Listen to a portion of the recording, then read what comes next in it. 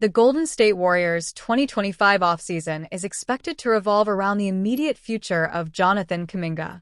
The fifth-year forward, a restricted free agent, could be included in sign-and-trade deals or even brought back to the team depending on the value of offer sheets he receives.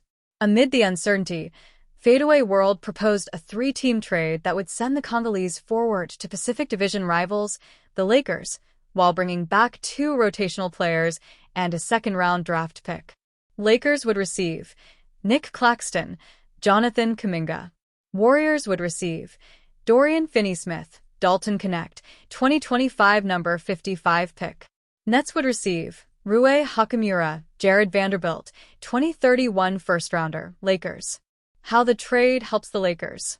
The hypothetical trade would also help the Lakers improve their rim protection, which was a severe issue in the 2025 playoffs, with the addition of Claxton.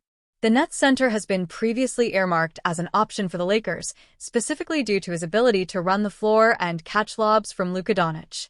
While Kuminga hasn't excelled defensively in his young career, the athletic wing has shown potential to lock up his matchups. As such, the Lakers will have little to lose in acquiring Claxton, 26, and Kuminga, 22, two youngsters with enormous upside. The Lakers finally land a two-way rim protector in Nick Claxton and high-upside athletic wing Jonathan Kuminga, two players with star potential, wrote Eddie Bitar. Pairing Claxton with Kuminga keeps the Lakers flexible enough to chase additional scoring or playmakers, especially with LeBron's impending retirement creating room over the next few seasons. This lineup transforms LA into one of the most modern two-way starting fives in the league, built to support superstars while maintaining long-term cap health. Jonathan Kuminga linked to two teams. According to Hoopshype's Michael Scotto, two Eastern Conference teams have interest in acquiring Kuminga via sign-and-trade scenarios. Neither team will have the cap space to make a sizable offer for Kuminga, who is expected to command an annual salary of $25 to $30 million, according to ESPN's Bobby Marks. The Chicago Bulls and Miami Heat are two teams to monitor as potential sign-and-trade candidates for Kuminga, league sources told Hoops Hype. With that in mind, the Warriors have also not ruled out the possibility of retaining Kuminga, sources said. Scotto wrote on June 16. Marks earmarked the Nets, the only team with sizable cap space in the 2025 offseason, as the best destination for Kuminga. Marks added that the Warriors are expected to tend a $7.9 million qualifying offer to Kuminga by the June 29 deadline, but that doesn't mean they won't match any offer sheets that he may receive. Warriors general manager Mike Dunleavy Jr. did not rule out the possibility of bringing back Kuminga despite the forward receiving limited playing time in the playoffs, including 3 DNPs against the Houston Rockets. "I know how we can work with him better," Dunleavy said in the season-ending press conference, via Marks. But in terms of guessing how it's all going to play out or what the contract might look like or sign-in trades and things like that, honestly, I'd be totally guessing at this point. Sometimes in the NBA, the best trade is the one that didn't happen. That certainly appears to be the case for the Golden State Warriors, who, according to Tim Kawakami of the San Francisco Standard, nearly acquired 9-time All-Star Paul George last summer in a blockbuster trade with the Los Angeles Clippers. Not only that, but Kawakami adds that the Warriors would have signed George to a 5-year contract worth more than $200 million if they'd landed PG-13. The sports columnist adds that, while Golden State wasn't close to picking up Utah Jazz star forward Lauri Markkanen last summer, the team was pursuing him as well. They came close to trading several players to the LA Clippers for George and giving him a 5-year deal worth more than $200 million, Kawakami wrote. They never came that close to an agreement with Utah to acquire Markkanen and pay him more than $200 million, but the Warriors tried. Back then, they actually thought they might be able to acquire both players, and yes, pay them a combined $450 million or so. Based on what transpired with George and to a lesser degree Markkanen during the 2024-25 season, it certainly seems that Warriors fans should be breathing a sigh of relief that their efforts came up short. Warriors dodged a huge bullet by not acquiring multiple stars last summer. Kawakami explained why Golden State dodged a bullet by not acquiring George or Markkanen. The Warriors thinking now on that whole endeavor? Phew. PG-13 struggled through one of the worst seasons of his career in Philadelphia and likely will not be worth anything close to the $51.7 million he's due next season, $54.1 million due in 2026-27, and $56.6 million due in 2027-28, his age, 38 season.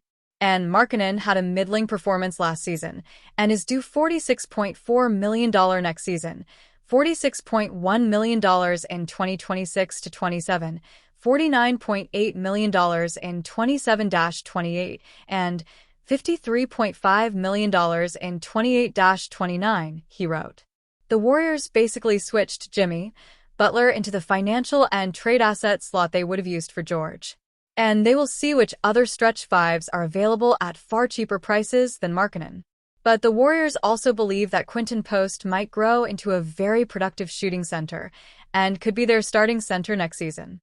Though George's 9 All-Star, 6 All-NBA, and 4 All-Defensive Team honors will likely land him in the Hall of Fame someday, the 2024-25 campaign was one to forget. The 35-year-old signed with the Philadelphia 76ers in July but was limited to 41 games during the regular season, the third fewest in his career. Along with former MVP Joel Embiid, 19 games, George was one of the key reasons why the Sixers finished the year as one of the most disappointing teams in the league. The former 10th overall draft pick's 16.2 points per game was his lowest average in 10 years, and his .430/.358/.814 shooting line was well below his career numbers as well. Markkanen spent 4 seasons with the Chicago Bulls and 1 with the Cleveland Cavaliers to open his career, before being traded to the Jazz in September 2022 in the blockbuster deal that sent Donovan Mitchell to the Cavs. The Finnish 2017 draft pick had his best season in 2022-23, averaging a career-high 25.6 points and adding 8.6 rebounds per tilt, while his .499 field goal percentage was the best of his career as well. Markkanen made his only All-Star team that season and was named the Most Improved Player of the Year and was solid again in 2023-24, posting 23.2 points, 8.2 rebounds, and 2.0 assists per game. He took a step back this past season, averaging 19.0 points, 5.9 rebounds, and 1.5 assists, with a career-worst .423 field goal percentage across a career-low 47 games. 2 things make it very unlikely Kevin Durant rejoins Golden State this offseason. Kawakami also gave an update on the never-ending Kevin Durant trade rumors and whether the Warriors were still a possible landing spot. It was reported late in the regular season that Golden State had a trade package lined up to reacquire KD in February before he reportedly made it known he didn't want to return to the Bay Area. Now, Kawakami says, it's looking doubtful that the former MVP would return to the team he helped win 2 championships. Joe Lacobs, Warriors are always interested in Durant. I'm sure they checked in again recently. If you're drawing up a list of players who can maximize the final years of Curry's prime, Durant's name remains at the top of the list. And KD is likely to be traded before next week's draft, he wrote. But 2 things make it very unlikely that the Warriors will be the team that ends up with Durant this time. 1. Durant still doesn't want to do the Warriors thing again, and the Warriors understand how sour it can get when he's unhappy. 2. The Warriors pivoted to Jimmy Butler when they couldn't get Durant last winter, and Butler's happy here. He fit in tremendously, and messing around with that chemistry doesn't seem like the wisest play.